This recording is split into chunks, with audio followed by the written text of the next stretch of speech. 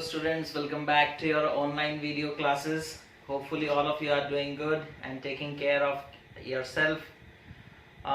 तो बच्चों हम लोग आज वेक्टर्स के बारे में जो टॉपिक हम लोग पढ़ रहे थे उस चीज़ को बच्चों हम लोग आज कंटिन्यू करेंगे और आज कुछ नए टॉपिक्स हम लोग डिस्कशन करेंगे वेक्टर चैप्टर से रिलेटेड. ओके, तो स्टार्ट करते हैं बच्चों. That is starting from unit vectors. Unit vectors. Okay, हालांकि हम लोग यूनिट वेक्टर के बारे में हम लोग जब क्लासिफिकेशन ऑफ वेक्टर्स कर रहे थे तब भी हम लोग यूनिट वेक्टर के बारे में डिस्कशन किए थे बच्चों. आज हम लोग फिर से एक बार यूनिट वेक्टर के बारे में डिस्कशन करेंगे और फिर उसके बाद और भी जो दूसरे तरह का unit vector that is orthogonal unit vector उसके बारे में भी डिस्कशन करेंगे. ठीक है, तो यूनिट वेक्टर हम लोग किसे कहते हैं बच्चों ना, कोई भी एक ऐसा वेक्टर जिसका मैग्नीट्यूड कितना हो, मैग्नीट्यूड 1 हो. ओके, ठीक है, एंड डायरेक्शन क्या हो ना, डायरेक्शन किधर हो ना, इन the direction of given vector, in the direction of given vector. Okay, in the direction of given vector. Okay, तो जो सोल पर्पस है बच्चों यूनिट वेक्टर का वेक्टर चैप्टर में, वो सिर्फ होता है डायरेक्शन को शो करना. ठीक है, जैसे सपोज कर लो हम बोलेंगे एक वेक्टर है, सपोज कर लो ए वेक्टर. ठीक है, तो ए वेक्टर के पास बच्चों दो चीज होना चाहिए, मैग्नीट्यूड और डायरेक्शन. तो मैग्नीट्यूड को सपोज हम रिप्रेजेंट करते हैं मॉड ए से और उसके डायरेक्शन को रिप्रेजेंट करते हैं ए कैप. ठीक है, this is the unit vector. This is the unit vector. यानी कि हम जो भी वैल्यू है उसे यूनिट वेक्टर से जब मल्टीप्लाई करेंगे तो हम लोगों को वेक्टर ए मिल जाएगा. ठीक है, वेक्टर ए हमें क्या मिल जाएगा. ठीक है, जब हम लोग मॉड ए को यानी कि जो वेक्टर है उसके मैग्नीट्यूड को उसके डायरेक्शन के साथ मल्टीप्लाई कर देंगे तो हम लोगों को वेक्टर क्वांटिटी मिल जाएगा. ठीक है, जैसा कि हम लोगों को पता है कि वेक्टर किससे बनता है ना, मैग्नीट्यूड से और डायरेक्शन से. ठीक है, और डायरेक्शन है ना, ये दो चीज होने चाहिए. उसके बाद और भी चीज है कि मतलब जैसे कि वो पैरेलल मतलब लॉज ऑफ वेक्टर एडिशन को ओबे करता हो. ठीक है, बट वेक्टर के पास ये दो चीज तो होते ही है ना. ठीक है, तो मैग्नीट्यूड हम लोग इससे रिप्रेजेंट कर दिए दैट इज मॉड ए और डायरेक्शन हम लोग यूनिट वेक्टर से रिप्रेजेंट कर दिए दैट इज ए कैप. ठीक है, ए कैप का डायरेक्शन किधर होगा, the direction of unit vector is in the direction of given vector. तो this is the direction of unit vector. अगर आपको पता है तो यूनिट वेक्टर का डायरेक्शन भी उधर ही होगा. ठीक है, तो एक ऐसा वेक्टर जिसका मैग्नीट्यूड 1 हो. ठीक है, मैग्नीट्यूड यानी कि उसका जो लेंथ है वो 1 हो. ठीक है, और उसका डायरेक्शन किधर हो ना, इन the direction of what, the given vector, in the direction of given vector. तो मैग्नीट्यूड 1 होगा तो फिर हम लोग अगर कुछ मल्टीप्लाई करते हैं तो कोई प्रॉब्लम नहीं होगा बच्चों, है ना. मैग्नीट्यूड अगर 1 होगा तो हम लोग मल्टीप्लाई करेंगे तो कुछ प्रॉब्लम नहीं होगा. ठीक है, तो यूनिट वेक्टर हम लोग कैसे निकाल सकते हैं. Unit vector A cap will be equal to vector A divided by mod of A. ठीक है, मॉड ऑफ वेक्टर ए. ठीक है, तो इस तरीके से हम लोग यूनिट वेक्टर निकाल सकते हैं, है ना. यूनिट वेक्टर का सोल पर्पस क्या है बच्चों, डायरेक्शन प्रोवाइड करना. क्या प्रोवाइड करना, डायरेक्शन प्रोवाइड करना. ठीक है, फॉर एग्जाम्पल जैसे सपोज हम लोग लिखेंगे द डिस्प्लेसमेंट इज, सपोज हम लोग लिखे the displacement is 5 metre in positive X axis, in positive X axis. ठीक है, यानी कि एक डिस्प्लेसमेंट हुआ है. ठीक है, सपोज कर लो ये x और y एक्सिस है बच्चों. ठीक है, वो बोल रहा है डिस्प्लेसमेंट इज 5 मीटर. ठीक है, 5 मीटर टुवर्ड्स, सपोज कर लो यहां से लेकर के ऑरिजिन से लेकर के यहां तक डिस्प्लेसमेंट हुआ. ठीक है, तो ये हो गया तुम्हारा representation of that vector, representation of that vector, है ना, 5 metre in the positive X axis, ठीक है। तो ये 5 metre in the positive X axis, okay. अब हम लोग क्या करते हैं ना, एक्स एक्सिस के लिए एक यूनिट वेक्टर चूज कर लेते हैं, ठीक है, और उसका नाम दे देते हैं हम लोग आई कैप। क्या नाम दे देते हैं? I cap, okay. तब हमें इतना नहीं लिखना पड़ेगा 5 metre in the positive X axis, हम सिर्फ अगर इतना भी लिख देंगे 5 मीटर आई कैप, ठीक है, या फिर सिंपली 5 आई कैप, ओके। यूनिट मीटर है, ओके। मैग्नीट्यूड वैल्यू कितना है? 5, डायरेक्शन क्या है? आई कैप। और आई कैप किस चीज को डिनोट करता है, किस डायरेक्शन को वो डिनोट करता है ना, पॉजिटिव एक्स एक्सिस के डायरेक्शन को वो डिनोट करता है, ठीक है। तो समझ में आ गया। यूनिट वेक्टर का काम क्या है ना, वो सिर्फ डायरेक्शन दिखाता है ना, वो सिर्फ डायरेक्शन दिखाता है। जैसे इस मतलब इसके लिए पॉजिटिव एक्स एक्सिस के लिए हम लोग आई कैप ले लिए, ठीक है। तो आई कैप का अगर तुमसे कोई पूछेगा आई कैप का मैग्नीट्यूड कितना है, तो 1, ठीक है। आई कैप का डायरेक्शन किधर है ना, पॉजिटिव एक्स एक्सिस, है ना, पॉजिटिव एक्स ऑरिजिन से पॉजिटिव एक्स एक्सिस की तरफ वो मूव करता है, ठीक है। तो ये होता है बच्चों यूनिट वेक्टर, है ना, ये होता है यूनिट वेक्टर। अब हम लोग डिस्कशन करेंगे और एक तरह के यूनिट वेक्टर के बारे में, और उसका नाम क्या है? That is orthogonal unit vector. उसका नाम क्या है? Orthogonal unit vector. देखो ऑर्थोगोनल यूनिट वेक्टर क्या है ना? तो ऑर्थोगोनल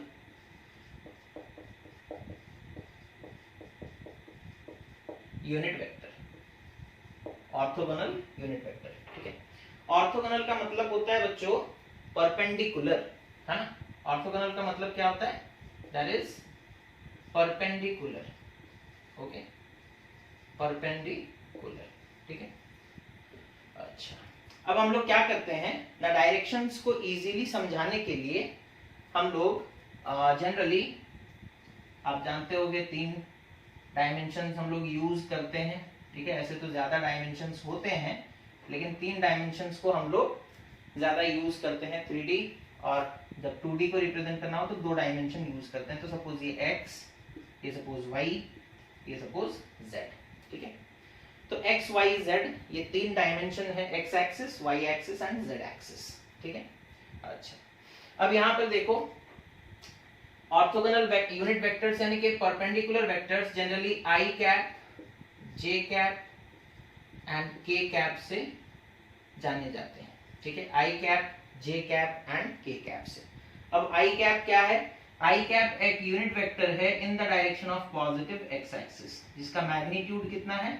1, और डायरेक्शन किधर है? पॉजिटिव x एक्सिस की तरफ, है। i कैप का मैग्नीट्यूड कितना है? 1 है, ठीक है, और उसका डायरेक्शन किधर है ना, पॉजिटिव x एक्सिस की तरफ। उसी तरीके से y एक्सिस वाले डायरेक्शन को रिप्रेजेंट करने के लिए हम लोग एक यूनिट वेक्टर चूज किए, दैट इज j कैप, यानी कि उसका लेंथ 1 यूनिट है और उसका डायरेक्शन किधर है? पॉजिटिव y एक्सिस की तरफ, ठीक है।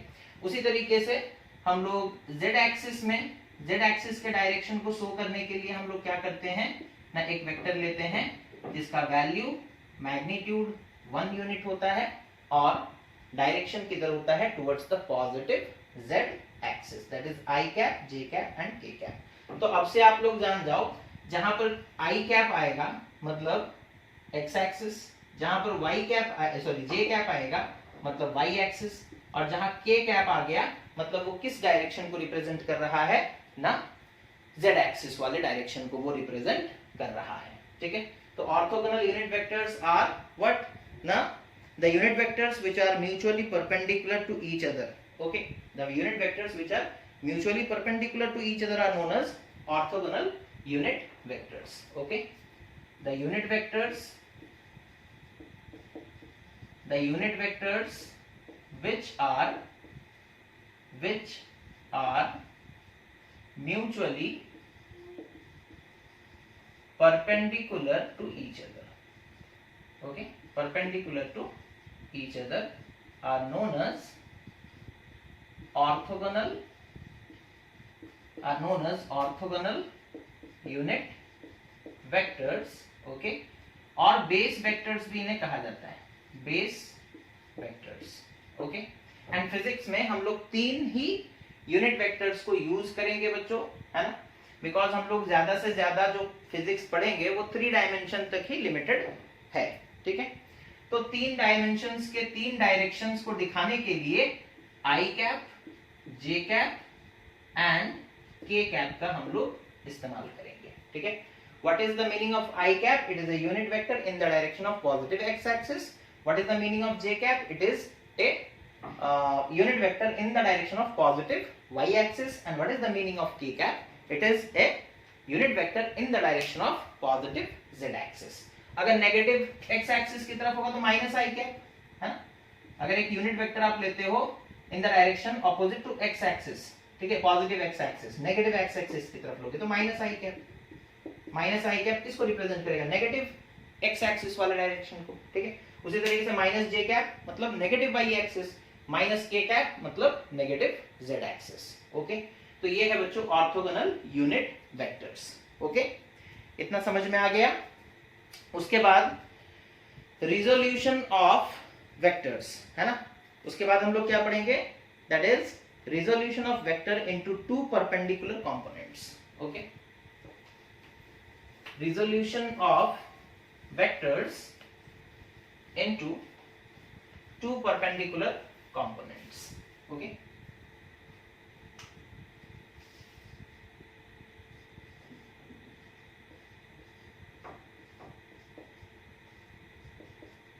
Resolution of vectors into 2 perpendicular components,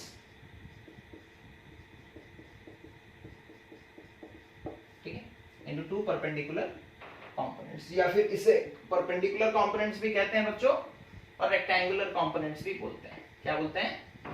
rectangular components, okay, rectangular components भी कहा जाता है, ठीक है। तो इसका मतलब क्या है देखो, जैसे सपोज कर लो हम एक वेक्टर बनाते हैं, ठीक है, अच्छा, या फिर ऐसे समझो, सपोज कर लो ये एक वेक्टर है, ये दूसरा वेक्टर है,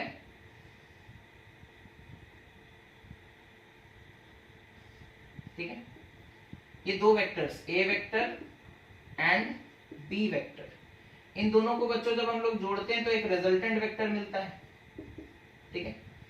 अगर हम इस रिजल्टेंट वेक्टर को 2 कंपोनेंट में तोड़ देंगे तो ये वेक्टर और ये वेक्टर मिल जाएगा, है ना। जब हम 2 वेक्टर्स को जोड़ते हैं तो हमें रिजल्टेंट मिलता है। अब हमें रिजल्टेंट को स्प्लिट कर देना है ना। लेकिन स्प्लिट जो करेंगे वो कैसे कंपोनेंट्स में करेंगे? परपेंडिकुलर। अब जनरली होता क्या था ना, हम लोग एक वेक्टर सपोज कर लो ए वेक्टर इधर है, ठीक है, बी वेक्टर सपोज कर लो इधर है, उनके बीच में एंगल 60 डिग्री है ना, तो भी हम लोग उसका रिजल्टेंट निकाल लेते थे इस तरीके से, है ना। ये रिजल्टेंट वेक्टर हो जाता था, ओके। 2 वेक्टर्स को जोड़ने पर रिजल्टेंट मिला, यानी कि इस रिजल्टेंट को वापस से तोड़ोगे तो ये दोनों वेक्टर्स मिल जाएंगे। लेकिन हम लोगों को जो पढ़ना है वो पढ़ना है कि हम लोग इस वेक्टर को तोड़ेंगे, लेकिन जो 2 कंपोनेंट्स हम लोग निकालेंगे उसके, ठीक है, वो दोनों कंपोनेंट्स एक दूसरे से परपेंडिकुलर होंगे। यानी कि अगर एक कंपोनेंट इधर है तो दूसरा कंपोनेंट उससे परपेंडिकुलर होगा, ठीक है। जैसे सपोज कर लो एक वेक्टर है इस तरीके से, अब इसे हम तोड़ रहे हैं, सपोज ऐसे एक वेक्टर बनाए तो दूसरा वेक्टर इसके परपेंडिकुलर होना चाहिए, यानी कि इन दोनों वेक्टर्स के बीच में एंगल 90 डिग्री होना चाहिए।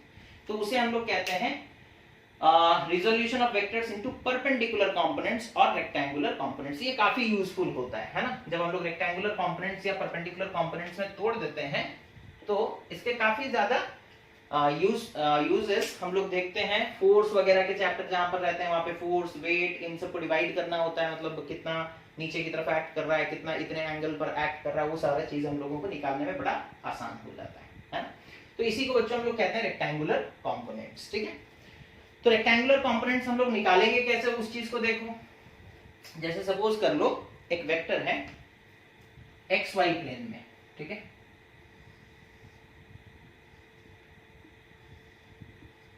ठीक है, ये सपोज कर लो x, ये सपोज कर लो y, ये एक्स वाई प्लेन बना दिए एक, और एक वेक्टर सपोज कर लो इस तरीके से प्रेजेंट है, ठीक है। अच्छा, अब मान लेते हैं कि ये वेक्टर एक्स एक्सिस के साथ कितना एंगल बना रहा है, थीटा, ठीक है। अच्छा, अब इस वेक्टर के दो कंपोनेंट होंगे बच्चों, वो कैसे निकालेंगे ना, जो वेक्टर है सपोज कर लो ये वेक्टर ए वेक्टर है, इसका यहां से एक परपेंडिकुलर ड्रॉप करो एक्स एक्सिस पर, ठीक है, और यहां से एक परपेंडिकुलर ड्रॉप करो वाई एक्सिस पर, ठीक है।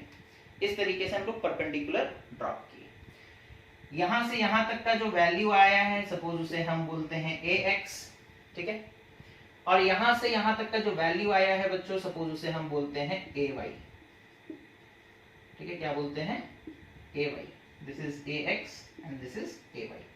तो ए वेक्टर को दो कंपोनेंट में हम लोग बांट दिए, एक है ए एक्स, एक है ए वाई, यानी कि हम लिख सकते हैं A vector is equals to A X vector plus A Y vector. समझ में आ रहा है? ओके। अब सपोज कर लो नेमिंग कर देते हैं यहां पर, सपोज ये ओ, ये पी, ये सपोज कर लो क्यू आर, कुछ भी नाम दे सकते हो अपने हिसाब से, है ना। तो हमने ओपी वेक्टर को यानी कि ए वेक्टर को, ओपी वेक्टर बोलो या ए वेक्टर बोलो, उसे हम लोग दो पार्ट में डिवाइड कर दिए, ठीक है, ऐसे भी लिख सकते हैं, दैट इज ओपी वेक्टर को हमने दो पार्ट में रिजॉल्व कर दिया, that is O Q vector and O R vector, ठीक है। अब ये ओ क्यू वेक्टर का वैल्यू कितना होगा इस ट्राइंगल में देखते हैं, ठीक है, मैग्नीट्यूड कितना होगा बच्चों, हम लोग बात कर रहे हैं ना। तो in the triangle OQP, in the triangle OQP, okay, इस ट्राइंगल में देखो, इस ट्राइंगल में अगर हम लोग AX का वैल्यू निकालना चाहते हैं, AX बेस है, ये परपेंडिकुलर है, ठीक है, और ये हाइपोटेनस है ना। अच्छा, हाइपोटेनस का वैल्यू हमें पता है, दैट इज ए वेक्टर, है ना, बेस हमें निकालना है, थीटा गिवन है, ठीक है। तो cos थीटा वाला रिलेशन यूज करेंगे, that is cos theta will be equal to base by, cos theta का फॉर्मूला क्या होता है, base by hypotenuse, है ना, base by hypotenuse, ओके। तो इस ट्रायंगल में cos theta कितना हो जाएगा बच्चों, cos theta will be equal to a by ax, है ना, cos theta will be equal to how much, a by, sorry, base by hypotenuse, है ना। तो बेस ax है, that is ax by a, है ना। बेस कितना है ax, हाइपोटेनस कितना है a, that is vector a, लेकिन हमें तो मैग्नीट्यूड चाहिए तो a लिखेंगे। तो ax का वैल्यू यहां से कितना आ रहा है देखो, that is a cos theta, a cos theta, okay. तो ये जो कंपोनेंट है बच्चों यहां से यहां तक का कंपोनेंट, इसका वैल्यू कितना है, a cos थीटा, ठीक है। ax is nothing but a cos theta, okay. ax is nothing but a cos theta। उसी तरीके से देखो, अच्छा ये एंगल और ये एंगल अल्टरनेट होंगे तो ये भी थीटा होगा, है ना, बिकॉज ये y एक्सिस है, ये भी परपेंडिकुलर है, तो ये दोनों पैरेलल हो गए, है ना, और ये ट्रांसवर्सल हो गया, तो ये थीटा, तो ये भी थीटा, ठीक है। अब इस ट्रायंगल में देखते हैं, that is in triangle ORP, in triangle ORP, ठीक है। इस ट्रायंगल में देखो, ठीक है, हमें निकालना है ए वाई का वैल्यू, ए वाई परपेंडिकुलर है, हाइपोटेनस पता है, थीटा पता है, तो रिलेशन कौन सा यूज करेंगे, साइन थीटा, ठीक है। So sine theta will be equal to perpendicular, that is A Y by hypotenuse, that is A, that implies A Y is equals to A sine theta, ठीक है, A Y is equals to A sine theta. तो जो ये ए Y है बच्चों, इसका value कितना आ रहा है, ए साइन थीटा, ठीक है, ए साइन थीटा, ओके। अच्छा, तो ए एक्स एंड ए वाई, इन दोनों को जोड़ोगे तो ए मिलेगा, और ए को रेक्टेंगुलर कंपोनेंट्स ए एक्स और ए वाई में डिवाइड कर दोगे तो तुम्हें ये मिलेगा, okay. That is A X is equal to A cos theta and A Y is equals to A sine theta, ठीक है। एक जनरल चीज याद रखोगे, दैट इज अगर मान लो हम लोगों को डायग्राम कुछ इस तरीके से दिया गया होता, सपोज हमें डायग्राम कुछ इस तरीके से दिया गया होता, ठीक है, यहां पर सपोज ये दिया जाता कि this is theta, okay, this is theta. तो अब यहां से एक परपेंडिकुलर ड्रॉप करते हैं हम लोग, और यहां से एक परपेंडिकुलर ड्रॉप करते हैं हम लोग, ठीक है ना। अच्छा, ये एक्स एक्सिस है, ये वाई एक्सिस है, ठीक है। अब देखो, ये सपोज कर लो ये जो वेक्टर दिया गया है, ये ओरिजिन, ये पॉइंट सपोज कर लो P, और ये OP वेक्टर जो है it is nothing but A vector, है ना। OP vector is nothing but A vector. लेकिन अभी थीटा किधर है, देखो इस तरफ, है ना। तो इधर वाला जो कंपोनेंट आएगा दैट इज AY, अब ये हो जाएगा A cos थीटा, है ना। ट्रिग्नोमेट्री पुट करके देख लो, है ना। ये थीटा पता है, A पता है, और हम लोगों को AY, तो अब तो AY बेस बन गया ना। तो base by perpendicular is equal to cos theta, और base is equal to, sorry, base by hypotenuse is equals to cos theta, तो base is equals to hypotenuse into cos theta, okay, that is AY is equal to A cos theta. और इधर वाला जो component आएगा that is AX, यानी कि A का value, मतलब AX वाला जो कंपोनेंट है X एक्सिस में, वो कितना आएगा, it will be equal to A sin theta, ठीक है। तो यहां पर ट्रिक ये है बच्चों कि थीटा जिसके साथ अटैच्ड होगा उधर वाला कंपोनेंट cos थीटा होगा, है ना, और उसके परपेंडिकुलर वाला कंपोनेंट A sin थीटा होगा, है ना। तो बड़ा आसान हो गया। जैसे सपोज कर लो हमें ये एक वेक्टर दिया गया है, ये सपोज कर लो कोई एक लाइन है, इसके साथ वो एंगल थीटा बना रहा है, तो इधर वाला component A cos theta, suppose ये वेक्टर A है, तो इधर वाला कंपोनेंट A cos थीटा, और उसके परपेंडिकुलर में जो कंपोनेंट होगा वो होगा A sin थीटा, ठीक है। तो आसानी से हम लोग निकाल सकते हैं, है ना, ठीक है। तो इतना पहले नोट करो, है ना। अब उसके साथ ही साथ देखो बच्चों, हम लोग इससे पहले ऑर्थोगोनल यूनिट वेक्टर के बारे में पढ़े थे, है ना। हम लोग इससे पहले क्या पढ़े थे, ऑर्थोगोनल यूनिट वेक्टर, ठीक है, ऑर्थोगोनल यूनिट वेक्टर के बारे में पढ़े थे। तो हम लोग देखें कि A वेक्टर को हम लोग लिख सकते हैं AX vector plus AY vector, है ना। अच्छा, क्या हम इसे ऐसे भी लिख सकते हैं, that is A vector is equals to AX I cap plus AY J cap, ठीक है। वेक्टर का साइन हटा करके हम एक यूनिट वेक्टर मल्टीप्लाई कर दिए, है ना। AX is the magnitude, I cap means x direction में, AY is the magnitude, J vector मतलब y डायरेक्शन में, ओके। तो can I right this vector in this form, obviously I can write it, okay. तो हम लोग एक इस format में भी लिख सकते हैं, ठीक है।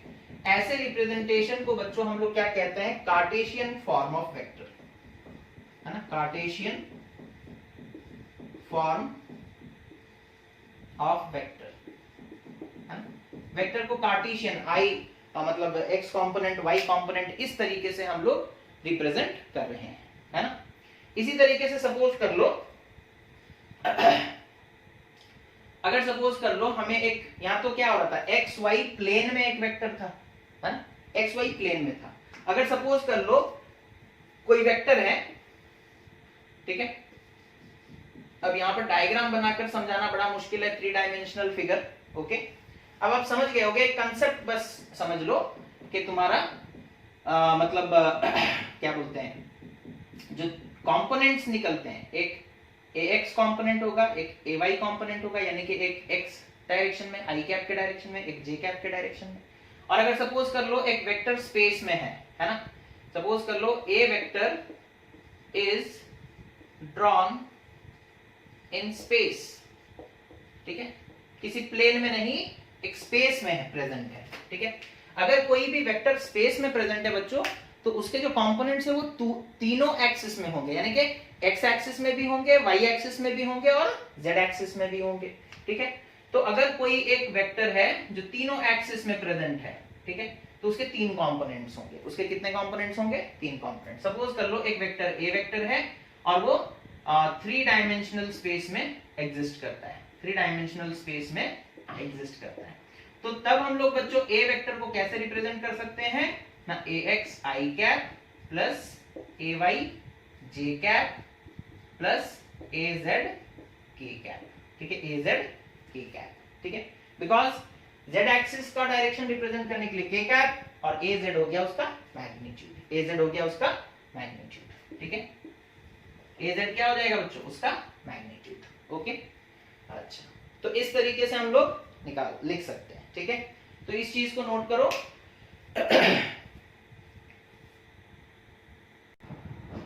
ओके बच्चों, अब इस चीज को समझने के लिए हम लोग एक छोटा सा एग्जाम्पल लेते हैं। सपोज कर लो हम लोगों को कहा गया कि एक फोर्स है, ठीक है, वो एक्स एक्सिस के साथ सपोज कर लो 30 डिग्री का एंगल बना रहा है, ओके। सपोज हमें बोला गया a force of 10 Newton, okay, makes an angle of 30 degree with x axis, okay. Find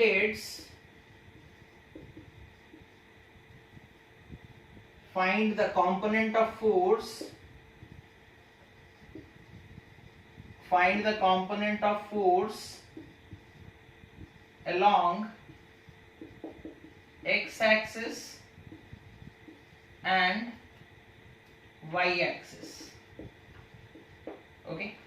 तो वो क्या कह रहा है कि सपोज कर लो ये x और y एक्सिस हो गया बच्चों, एक फोर्स है, ठीक है, 10 न्यूटन का, जो कि x एक्सिस के साथ कितना एंगल बना रहा है, 30 डिग्री।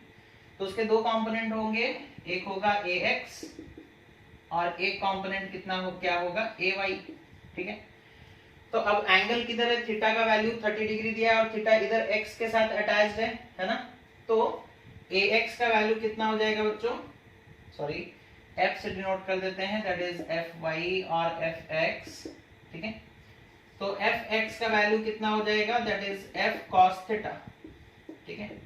दैट इज फोर्स कितना दिया है, 10 into cos 30 degree, that is √3/2, 2 और 10 कैंसिल हुआ, 5√3, ठीक है, 5√3 न्यूटन, ठीक है। और उसका Fy कंपोनेंट कितना हो जाएगा, दैट इज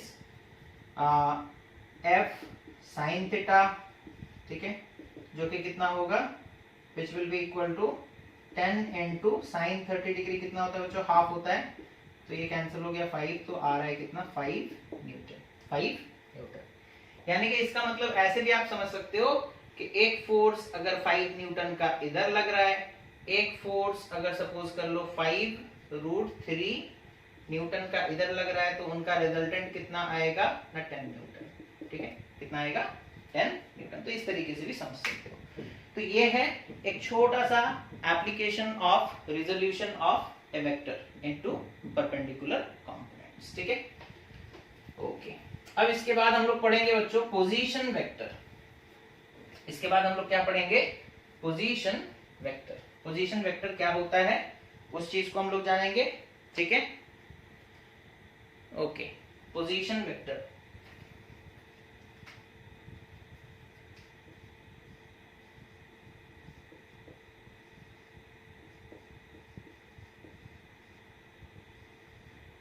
ओके। सपोज कर लो बच्चों हमारे पास एक प्लेन है, एक्स वाई प्लेन, ठीक है, और यहां पर एक पार्टिकल है, ठीक है। तो पोजीशन वेक्टर क्या होता है ना, it is the straight line joining that point, suppose ये पॉइंट P है, ठीक है, और ये ओरिजिन है O, ठीक है।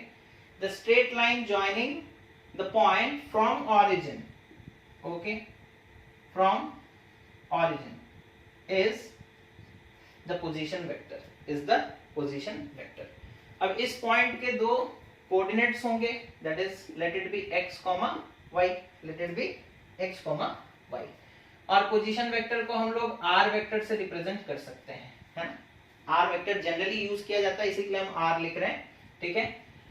तो यहां पर r वेक्टर क्या हो जाएगा बच्चों, ये इस पॉइंट का पोजीशन बताने वाला वेक्टर, इस पॉइंट का पोजीशन, ठीक है। पोजीशन वेक्टर का डेफिनेशन हम लोग किस तरीके से लिखते हैं, the straight line joining the origin to that point, okay, to that point is known as the position vector of that point, okay. The straight line joining from the origin to the given point is called the position vector with respect to the origin, obviously with respect to the origin, okay। The straight line the straight line joining the given point from the origin, okay, is known as the position vector of the given point with respect to the origin, ठीक है। तो फिर से एक बार देख लो हम क्या बता रहे हैं। सपोज कर लो हम लोग एक XY प्लेन लिए, वहां पर कोई एक पॉइंट है, पार्टिकल सपोज एक है प्रेजेंट यहाँ पर, उस पार्टिकल का पॉइंट सपोज हम लोग P से रिप्रेजेंट करते हैं और कोऑर्डिनेट x, y है, ठीक है। तो पोजीशन वेक्टर हम लोग किसे कहेंगे ना, the straight line joining, okay, ये हमेशा नीचे ही आ जा रहा है, the straight line joining, okay, from the origin to that point is called the position vector. अब यहाँ पर अगर सपोज कर लो हम यहाँ से बच्चों ऐसे एक परपेंडिकुलर ड्रॉप करते हैं, तो कोऑर्डिनेट कितना है x, यानी कि मैग्नीट्यूड x, और डायरेक्शन क्या होगा i कैप, और इधर से सपोज उसी तरीके से अगर हम एक परपेंडिकुलर ड्रॉप करते हैं तो यहाँ से यहाँ तक का कोऑर्डिनेट कितना y, तो मैग्नीट्यूड y है और डायरेक्शन मैग्नीट्यूड y हो गया और डायरेक्शन j कैप, ठीक है। तो जो यहाँ पर पोजीशन वेक्टर है दैट इज r वेक्टर, ठीक है। Generally symbol r vector use किया जाता है पोजीशन वेक्टर को डिनोट करने के लिए, ठीक है। तो r vector can be written as x i cap plus y j cap, ठीक है, plus y j cap, okay, समझ में आ गया।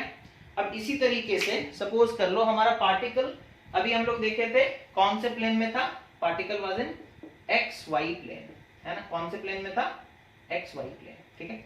अच्छा, अगर मॉड निकालना चाहोगे इसका मैग्नीट्यूड ऑफ r वेक्टर, तो सिंपली क्या करना है, देखो x square plus y square का root over, x square plus जो कंपोनेंट है, जो मैग्नीट्यूड है, उनका स्क्वायर करके रूट ओवर कर देंगे, ठीक है। आसान है ना, स्क्वायर करके क्या करना है, रूट ओवर कर देना है, ठीक है। अच्छा, अब यहां देखो, अगर सपोज कर लो हमारा जो मतलब पोजीशन वेक्टर है वो कुछ इस तरीके से है, सपोज कर लो this is y axis, suppose this is x axis and suppose this is z axis, और पार्टिकल सपोज कर लो यहां पर है, it is in the yz plane, let it be, है ना, yz प्लेन, ठीक है, जिसका कंपोनेंट क्या है, y, z, ऑरिजिन से एक लाइन खींचे, ठीक है, this is the position vector that is r vector. तो यहाँ r वेक्टर को हम लोग कैसे रिप्रेजेंट करेंगे ना, r vector is equals to y j cap plus z k cap, ठीक है। और r का मॉड अगर हमें निकालना हो तो कैसे निकालेंगे ना, y square plus z square का root over, y square plus z square का रूट ओवर, ओके, समझ में आ रहा है, ओके, ठीक है। अच्छा, तो ये जो मतलब r वेक्टर है बच्चों, ये x i कैप और y j कैप का रिजल्टेंट है ना। दो वेक्टर्स को जोड़ेंगे, x i कैप इधर वाले वेक्टर को और इधर वाले वेक्टर को जोड़ोगे तो ये वेक्टर तुम्हें मिलेगा, ठीक है। अब तुम लोग सोच रहे होगे कि और भी कुछ क्यों नहीं आ रहा है, देखो जैसे सपोज कर लो एक वेक्टर a था, सपोज कर लो दूसरा वेक्टर उससे परपेंडिकुलर b वेक्टर है, और उनका रिजल्टेंट सपोज कर लो यहां से जा रहा है, रिजल्टेंट r वेक्टर। अब तुम लोगों को रिजल्टेंट r वेक्टर का तो फॉर्मूला पता होगा, it is equals to root over of a square plus b square plus 2ab cos theta, ठीक है ना। अब ये जो रिजल्टेंट r वेक्टर है बच्चों, वो a वेक्टर और b वेक्टर से मिलकर बना है, हमने कहा, ठीक है। और a वेक्टर और b वेक्टर के बीच में एंगल कितना है, 90 डिग्री। तो जब आप पुट करोगे r का वैल्यू निकालोगे तो it will be equal to root over of a square plus b square plus 2ab into cos 90 is 0। तो 2ab इंटू 0 इज 0, तो यहाँ पर और कुछ आएगा ही नहीं, तो सिर्फ क्या आएगा, a square plus b square, है ना। तो यहाँ पर भी जो x i कैप है और y j कैप है, x i कैप एक वेक्टर है, y j कैप एक वेक्टर है, और इन दोनों के बीच में एंगल कितना है 90 डिग्री। ठीक है, तो आप जब करोगे तो जो हमारा पोजीशन वेक्टर का मॉड निकालोगे तो एक्चुअल फॉर्मूला ये है x square plus Y square plus 2xy cos theta का रूट ओवर। लेकिन cos 90 डिग्री है, 90 डिग्री मतलब 0, तो ये पूरा टर्म खत्म हो जाएगा, है ना। तो सिर्फ बचेगा क्या, that is x square plus Y square, x square plus Y square. Okay,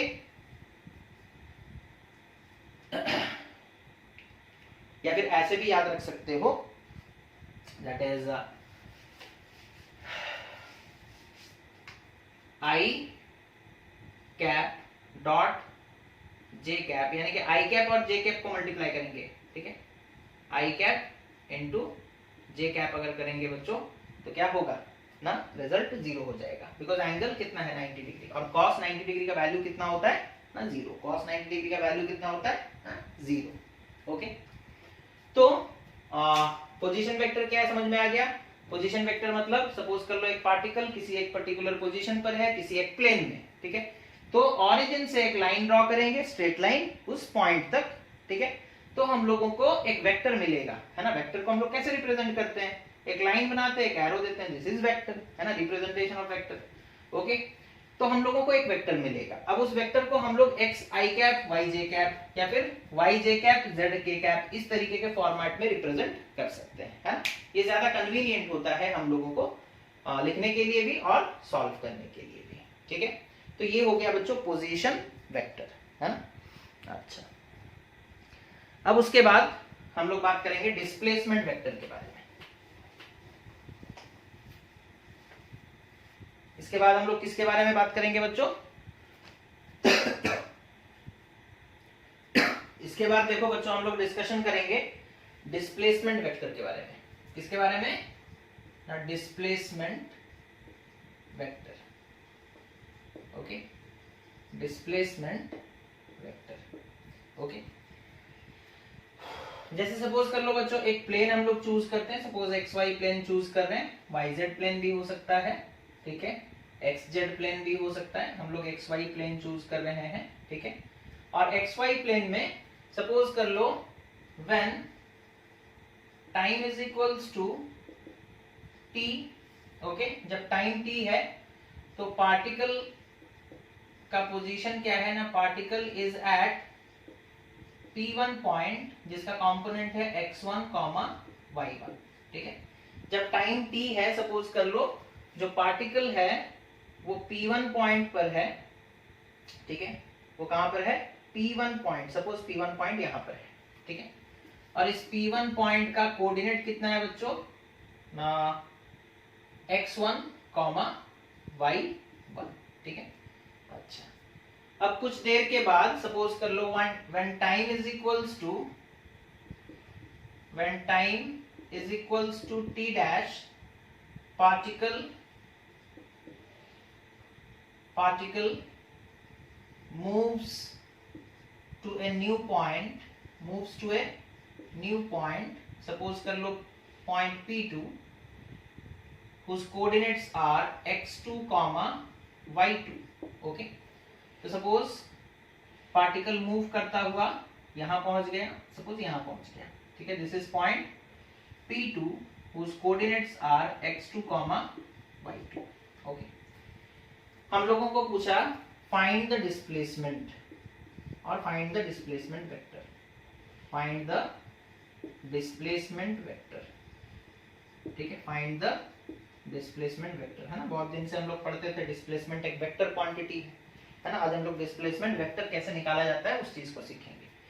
तो हम लोग क्या करेंगे, सबसे पहले तो दो डिस्प्लेसमेंट वेक्टर बनाएंगे। एक ऑरिजिन से, दिस इज ऑरिजिन से पॉइंट P1 को जोड़े। सपोज कर लो इसका जो डिस्प्लेसमेंट वेक्टर है उसका नाम दिए R1 वेक्टर। ठीक है, अच्छा, इसका डायरेक्शन बच्चों ऐसे हो गया, है ना। इधर देखो जो दूसरा पॉइंट है उसको भी हम लोग इस तरीके से जोड़ दिए। ठीक है, दिस इज सपोज कर लो R2 वेक्टर, है ना। तो देखो यहां पर हम फिर से बना रहे हैं, एक वेक्टर R1 वेक्टर है इस तरीके से और एक वेक्टर है R2 वेक्टर है कुछ इस तरीके से, है ना, दिस इज R2 वेक्टर, है ना। अच्छा ये फर्स्ट वेक्टर है, ये सेकंड वेक्टर है। फर्स्ट वेक्टर देखो इधर है, सेकंड वेक्टर ये है, ठीक है। अब हम लोग पढ़े थे ट्रायंगल लॉ ऑफ एडिशन में कि अगर हम लोग यहां से एक वेक्टर बच्चों यहां जोड़ते हैं, ठीक है, तो इन दोनों वेक्टर्स को देखो सेम ऑर्डर में है, tail head tail head, tail head वाला कनेक्शन जहां पर होता है वहां सेम ऑर्डर। तो ये जो वेक्टर है बच्चों ये रिजल्टेंट है फिर उसका, है ना। तो जो डिस्प्लेसमेंट वेक्टर है, सपोज कर लो हम उसे रिप्रेजेंट करते हैं डेल्टा आर से या फिर सिंपली आर से, है ना। R vector is the displacement vector, R vector is the displacement vector. तो आर वेक्टर का कैसे हम लोग उसे रिप्रेजेंट करेंगे, है ना। एक पॉइंट यहाँ मतलब इस पॉइंट से बॉडी इस पॉइंट तक चला गया तो डिस्प्लेसमेंट क्या होता है, इतना, from initial towards final. Initial point ये है, फाइनल पॉइंट ये है, पहले यहां पर था बाद में यहां पहुंचा, तो डायरेक्शन तो ऐसे आएगा ना। अब यहां पर ट्रायंगल लॉ अगर हम लोग लगाएंगे और सपोज कर लो ये जो डिस्प्लेसमेंट वेक्टर आया उसे हम आर वेक्टर बोलते हैं, तो ट्रायंगल लॉ के हिसाब से, है ना, if two vectors are in such a way that they are the two adjacent sides of a triangle taken in same order, ठीक है। एक वेक्टर ये, दूसरा वेक्टर ये, सपोज ये हो गया हमारा R1 वेक्टर और ये सपोज कर लो R वेक्टर, तो ये जो है बच्चों ये क्या है, R2 वेक्टर, है ना, उसी तरह का है, बस घुमा हुआ है ना। ये R1 वेक्टर हो गया, ये R2 वेक्टर हो गया और ये रिजल्टेंट वेक्टर हो गया, दैट इज डिस्प्लेसमेंट, है ना।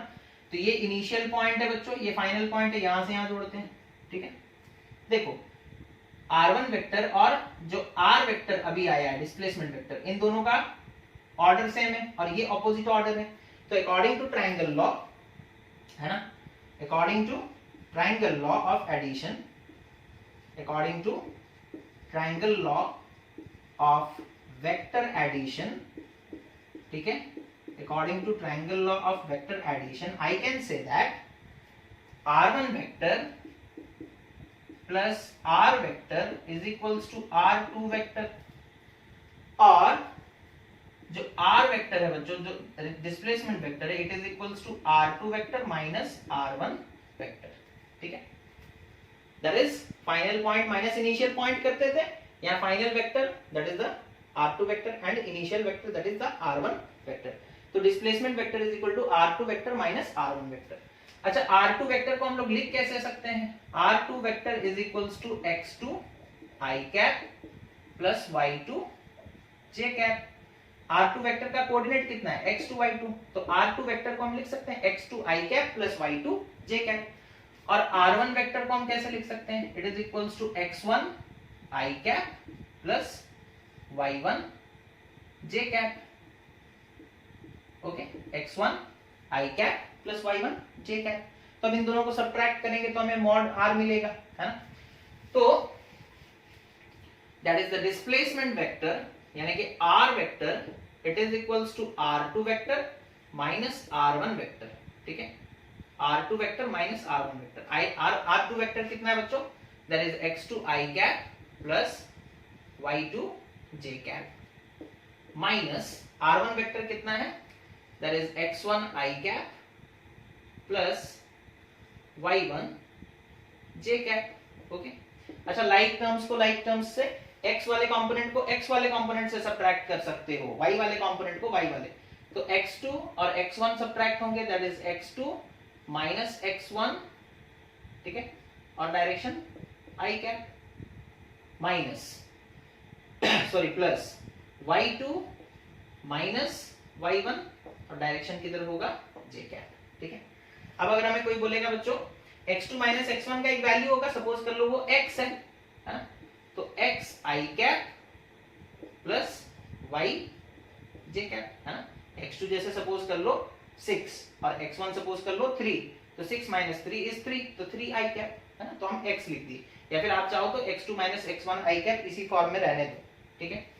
अब हमसे बोला गया find the mod of r, तो मॉड ऑफ r कैसे निकालेंगे, x1 का स्क्वायर सॉरी x का स्क्वायर प्लस y का स्क्वायर, है ना, तो x2 माइनस x1 का whole square plus y2 minus y1 का होल स्क्वायर।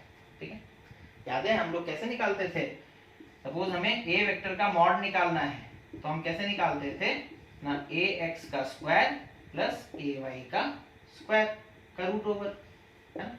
या फिर सपोज कर लो हम लोग इससे पहले अलग अलग एग्जांपल्स देखे थे और 90 डिग्री वाला टर्म कैंसिल हो जाता था, जीरो हो जाता था, है ना?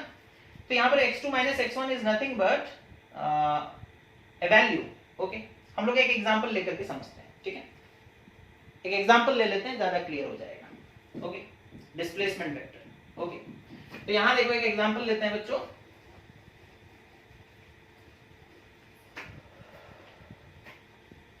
सपोज कर लो एक पार्टिकल है, सपोज कर लो वो यहां प्रेजेंट है पॉइंट P1 पर, जिसका कोऑर्डिनेट है 2,3। ओके, अच्छा, आफ्टर सम टाइम सपोज कर लो वो पार्टिकल मूव करता हुआ यहां पहुंच गया। ओके, सपोज पॉइंट P2 तक पहुंच गया और इसका कोऑर्डिनेट कितना है, सपोज कर लो 6,6 सपोज कर लो, है? तो हमें बोला find the displacement vector, find the displacement vector. ठीक है, अब हम लोग क्या करेंगे देखो पहले तो इसका और इसका पोजीशन वेक्टर बनाते हैं। ऑरिजिन से एक लाइन जोड़ देते हैं इसकी तरफ, ऑरिजिन से एक लाइन जोड़ देते हैं इसकी तरफ। ठीक है, पोजीशन वेक्टर बन जाएगा। सपोज इसका जो पोजीशन वेक्टर है उसका नाम हम लोग दे दिए r1 वेक्टर। ठीक है, r1 वेक्टर, और इसका जो पोजीशन वेक्टर है उसका नाम सपोज दे दिए r2 वेक्टर। तो r1 वेक्टर को हम कैसे लिख सकते हैं बच्चों, x का वैल्यू कितना है 2, तो 2i कैप, प्लस y का वैल्यू कितना है 3, तो प्लस 3j कैप, है? अच्छा, r2 वेक्टर को हम कैसे लिख सकते हैं, r2 vector will be equal to x coordinate कितना है 6i cap, plus y coordinate कितना है 6j कैप। ठीक है, अच्छा, तो डिस्प्लेसमेंट कितना होगा, सपोज यहां से यहां तक डिस्प्लेसमेंट हो रहा है ना, दिस इज द डिस्प्लेसमेंट, और सपोज डिस्प्लेसमेंट को हम r वेक्टर से रिप्रेजेंट करते हैं, तो displacement vector that is r vector will be equal to r2 vector minus r1 vector. ठीक है, that is the final vector minus initial vector, initial displacement vector, position vector, sorry. Okay, तो r2 vector कितना है बच्चों, that is 6i cap plus 6j cap minus, okay, r1 vector कितना है, that is 2i cap plus 3j cap. अब हम बोले थे i कैप वाले टर्म को i कैप से माइनस करोगे, मल्टीप्लाई अलग अलग को कर सकते हो, लेकिन माइनस तुम लोग लाइक टर्म्स को, और मतलब ऐड भी हम लोग लाइक टर्म्स को ही करते हैं, है ना? तो 6i cap minus 2i cap, ठीक है, या फिर 6 माइनस 2 i कैप बाहर में लिख दिए, प्लस इधर कितना आएगा 6j cap minus 3j cap, यानी कि 6 माइनस 3 होल j कैप। तो ये कितना आ रहा है 6 minus 2 that is 4i cap plus 6 minus 3 that is 3j cap. Okay, this is the displacement vector, this is the displacement vector. अब हमें कोई बोलेगा find the magnitude of displacement, यानी कि r वेक्टर का मॉड निकालो, डिस्प्लेसमेंट वेक्टर का mod. तो हम क्या बोले थे, that is x2 minus x1 का whole square, x2 minus x1 मतलब 6 माइनस 2 दैट इज 4 का होल स्क्वायर, ठीक है, that is 4 square plus 3 square का root over, that is equals to कितना हो जाएगा 16 प्लस 9 दैट इज 25 का root over which is equals to 5, है ना? तो मैग्नीट्यूड कितना आ गया 5। अगर यूनिट मीटर में दिया होगा तो मीटर, सेंटीमीटर में जनरली ग्राफ मतलब एक्स वाई में जो दिया रहता है सेंटीमीटर, अगर नहीं दिया है तो सिर्फ 5 यूनिट्स लिख देते हैं, है ना, जो भी यूनिट हो। ओके, तो डिस्प्लेसमेंट का मैग्नीट्यूड भी निकल गया, है ना? ये वेक्टर है बच्चों डिस्प्लेसमेंट वेक्टर, और ये है उसका मैग्नीट्यूड, ये है उसका मैग्नीट्यूड। ओके, ठीक है, तो आप इस वीडियो को देखें, इस वीडियो को देखते देखते साथ साथ में कुछ न्यूमेरिकल्स भी ट्राई करें, है ना?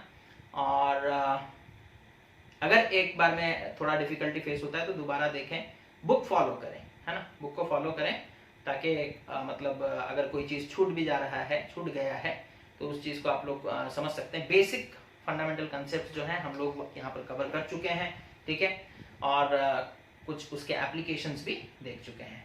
So thank you for watching the video, have a nice day.